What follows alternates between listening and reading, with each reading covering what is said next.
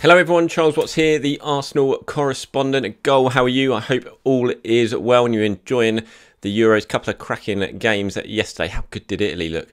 Fantastic. They certainly look the pick of the bunch so far for me. I know France are pretty impressive, but Italy looked like a real team. Fair play to Roberto Mancini. He has got them going and they're going to be very difficult to beat. Congratulations to Wales as well. Fabulous win for them against Turkey. Aaron Ramsdale masterclass in that one. Very enjoyable watching Rambo play as well as that. Missed a couple of chances, but then popped up with that all-important first goal. Really good performance from Wales, and they are certainly going to be heading through to the knockout stages. So that is good for them. Kieran Tierney, meanwhile, hoping to be fit for that big game on Friday night at Wembley, England versus Scotland. He says he's about 50-50 to recover from that little injury that ruled him out of the opening game against Czech Republic, and after that defeat, Scotland really need to get a positive result against England. And knowing Kieran Tierney, just how proud he is of his heritage, of his country, he'll be absolutely desperate to play in that game, and fingers crossed for him that he does. But to be honest, I hope he does play, but then I hope he loses, because obviously I want England to win. But yeah, it'll be certainly good for Kieran Tierney if he can play, because I know how disappointed he would have been after missing that first game. But anyway, enough about the Euros. Let's talk about Arsenal and talk about transfers, because things are beginning to move when it comes to Arsenal and transfers right now. I've just put out a piece on Goal this morning, sort of detailing where we are, so I thought I'd come on here, record a video, talk about it at length, and I'll also, that story is dropped in the comments below, so once you're done watching this you can click on that link and go and have a read of it, sort of detailing exactly where Arsenal are as far as I understand it when it comes to the transfer window, because after a slow start to the summer, things now are beginning to gather pace, and we'll start with possible incomings and Ben White.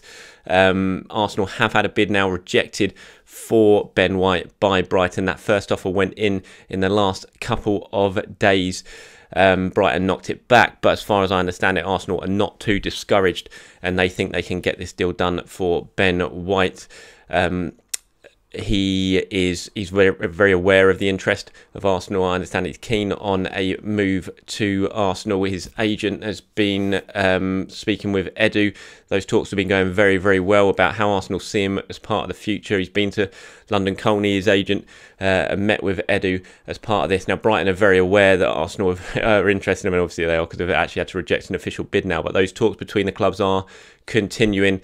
Brighton are they're in a significant position of strength here. They've got a young player. He's just been called up to the international squad of England, only 23, got a long-term contract, so they're not going to be giving Ben White away. But I think there's also an acceptance at Brighton that maybe this is a good opportunity to make some real money on a player and reinvest that in a squad and give Graham Potter the tools to have a really strong squad, potentially strengthen some other areas. We all know they're lacking in attack, Brighton, because they're a very decent team. They just can't score goals, and a deal like this could potentially give them the opportunity in very difficult financial times to spend their money elsewhere. So talks certainly continuing between the two clubs, and this is one I wouldn't be surprised if Arsenal do get over the line. Obviously they've got to hit Brighton's price tag. They haven't done that yet. The first bid that has gone in is believed to have been around £40 million. That's about 10 million less than Brighton really want for Ben White. So there is a bit of a difference right now, and there needs to be a compromised reach. And Arsenal won't go above and beyond what they think they need to pay for Ben White, but I still fully expecting, given the information that I've got, that Arsenal will be going in and at least trying to make one more bid for the defender. I've spoken at length what that could mean for William Saliba. As far as I'm aware from Saliba's people, from Arsenal side, it's always been the sort of view that he is still part of the long-term project at Arsenal. He would be coming back in pre-season and give an opportunity to impress Mikel Arteta. Whether that has changed, I don't know. Certainly, previously at the start of the summer, as the last season was going on while Saliba was at Nice, that was the position that both sides were working to. Whether that's changed, we'll have to wait and see, and whether Arsenal would now be willing to accept offers for Saliba, we'll have to wait and see. I'm like you, I hope not. I really want to see Saliba given an opportunity. I do begin to wonder, is he going to be a sort of victim of the regime change at Arsenal? Obviously came in under Unai Emery. Rowe was, right in on that deal. Husfami even was right in on that deal. All of those have left now. Other people have come in. Is Saliba going to be a little bit of a victim who might slip through the cracks of that regime change? We'll have to wait and see. I hope not, because he's clearly a talented young defender, and it doesn't really paint Arsenal in a good light at all if you spend all that money on a young, clearly talented defender and then end up selling him a couple of years down the line without him even playing a competitive game for the club. Doesn't exactly scream we've got a clear plan in our transfer business, does it? But we'll have to wait and see. But right now the clear transfer plan is to try and bring Ben White in from Brighton, and that is a situation that is ongoing, and I expect to keep on going over the coming days and weeks as Arsenal try and land him. One defender who certainly looks like he will be on the way out very, very soon is Konstantinos Mavropanos. Now, he is very close to joining Stuttgart. He had a very successful loan spell there last season, and that deal to take him back to Germany on a permanent basis is now close to being finalised. Could well happen in the next couple of days or so. £7 million. Whether that's a decent price tag for a young, clearly talented international defender now who did very, very well in Germany last season, I think that's up for debate. I think when you sort of compare him to what other clubs have received for centre-backs in the same sort of level of experience and age of Mavropanos, then I think it certainly opens Arsenal up again for saying you're selling players on the cheap. But Arsenal just want to sort of clear the decks now. He clearly doesn't feature in Arteta's plans going forward, and they just want to get him out and start this big summer overhaul, which is beginning to take shape. So that's one that is very, very close to happening now. Konstantinos Mavropanos to Stuttgart. Okay, where else are we in terms of possible incomings? Let's talk about Albert Lokonga right now, shall we?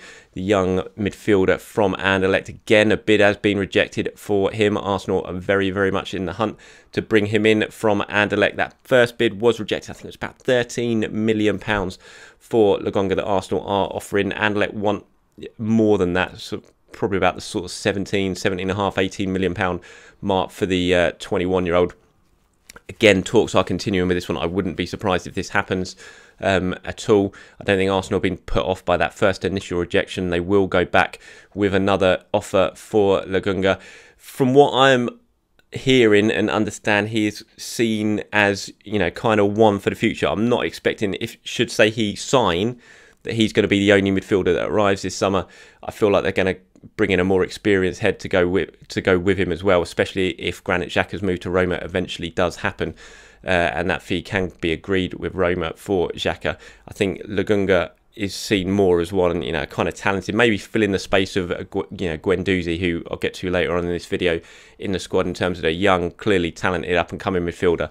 But it's a big jump to come from Belgium to go straight in at his age into the Premier League week in, week out. So although Arsenal are very much in for him, and like I said, I wouldn't be surprised if this is one that gets done with Anderlecht, that he would be the only arrival. I think we'll certainly look at another midfielder as well to join him, a more experienced one, and that there is interest in. I've touched on it before, Ruben Neves, although again that is a deal that I haven't seen or I haven't heard has progressed since the initial contact with Wolves to discuss the possibility of Neves and his availability this summer. So Lokonga, another one that Arsenal are looking at, and could well be one that happens as talks progress with Anderlecht and a possible second bid will go in.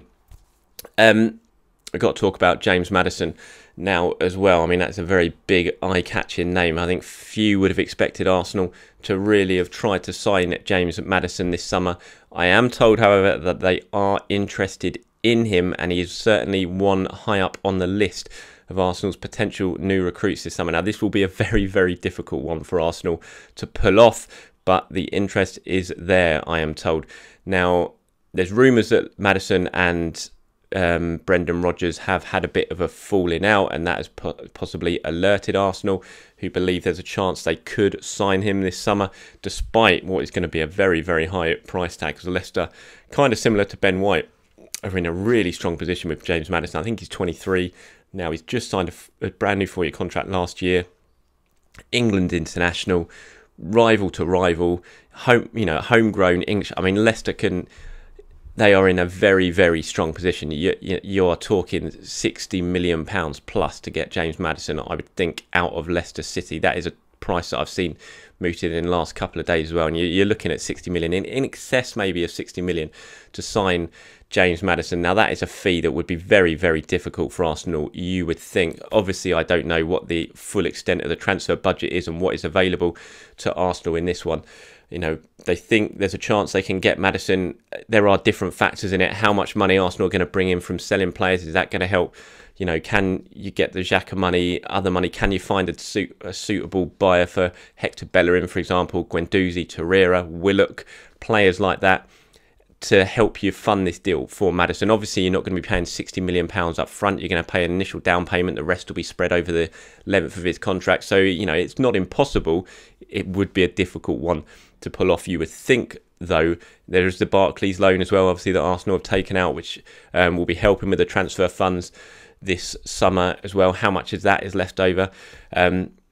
But like I said, as I'm told, James Maddison is a target for Arsenal. He is on the list. They are interested in him.